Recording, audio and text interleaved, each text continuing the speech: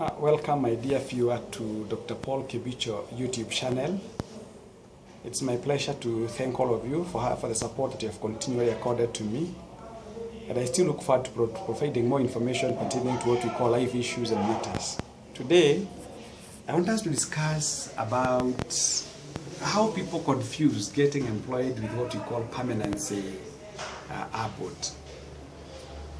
One of the things I've been telling people is that immediately you get employed, when you're assigning that particular contract with the employer, and the contract stipulates the salary, the benefits, the fringe benefits, and what have you, always remember that we have another underlying letter that is not written, but it's actually abstract.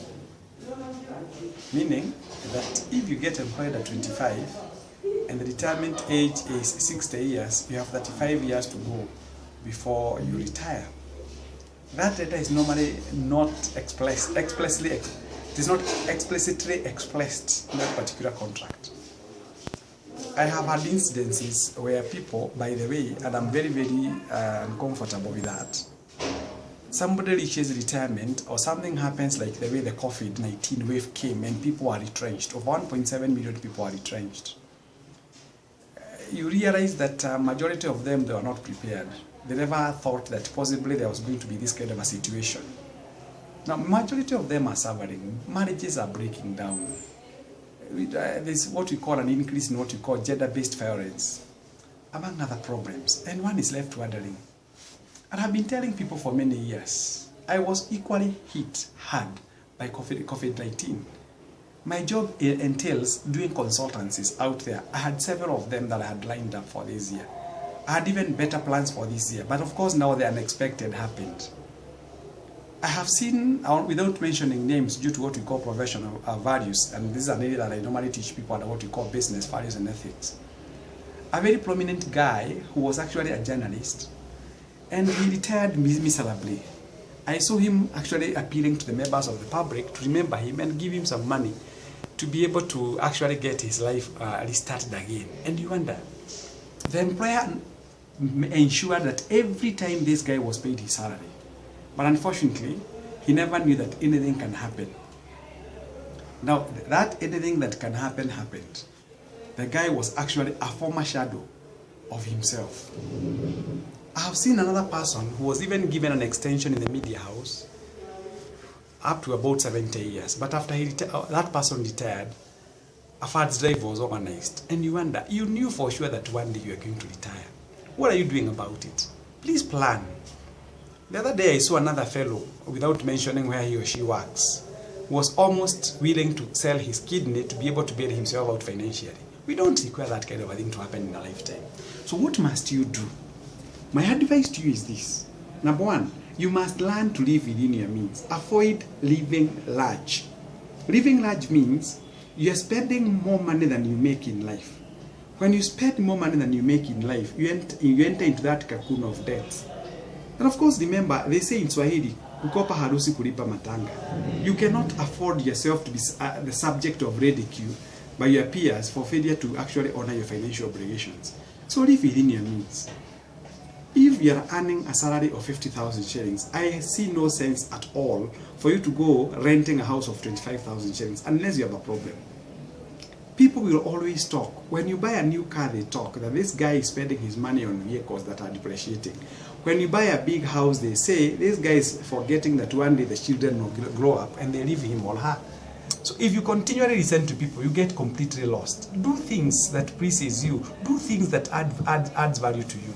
So planning is very, very important. If you have got children, plan for them.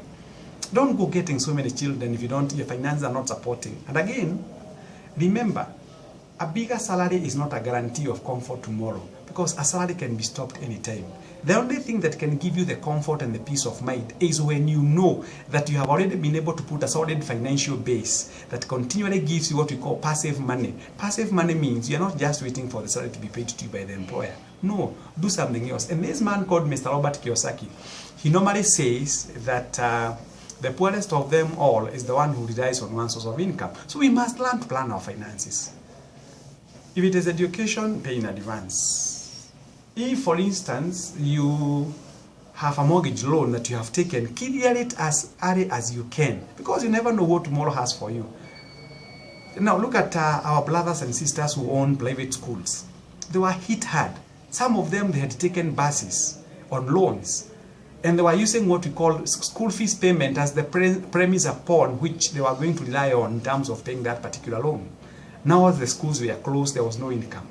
So you need also to ask yourself, what if? You must bring the element of what we call the what if function, so that in case those things do happen the way they do anyway, you can have somewhere to cushion yourself against those unforeseen eventualities.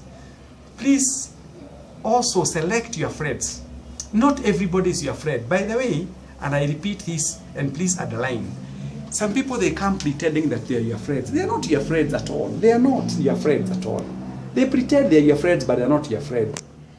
A friend is somebody who can even lay down, or who can even sacrifice his time, his presence because of you. But how many of them do that? So the best thing that you can do is to actually evaluate the friends that you have. If they're not adding any value to you, do away with them. You have no business staying with those people who don't add value to you. What business do you have having people who don't add value to you? As a matter of fact, there are ability in your life. So plan your life well. Look ahead. Always look ahead. When you get enough money and you have got children, pay school fees in lump sum.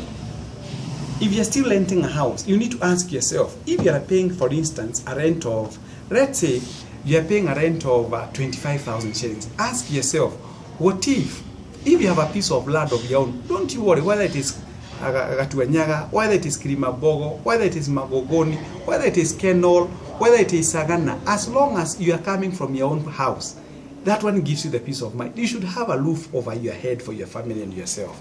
The moment you do that, then life becomes better for you. So please, do not be comfortable in landlord's house. And I repeat this, never be comfortable in landlord's house.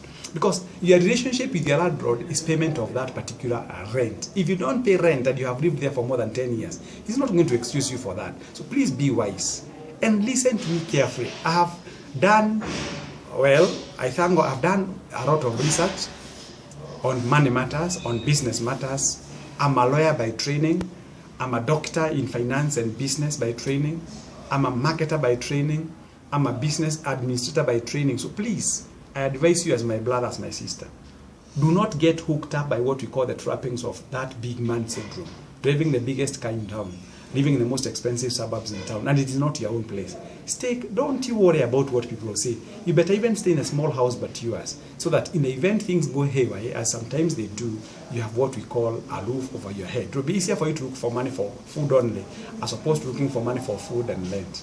God bless you. Continue watching my YouTube channel, Dr. Paul Kibicho, for more information, and I thank God for you. Enjoy. Please make sure that you pay me a visit in my office. I'm actually taking this video in my office. My office is located at Outer Ring Road, Lualaka. I'm actually in the middle of Ola Petrol Station and Naivas Supermarket. Kindly give us a call on 0713 534 65 so that you can have what we call an up close and candid discussion pertaining to your finances, and we see how best we can handle that.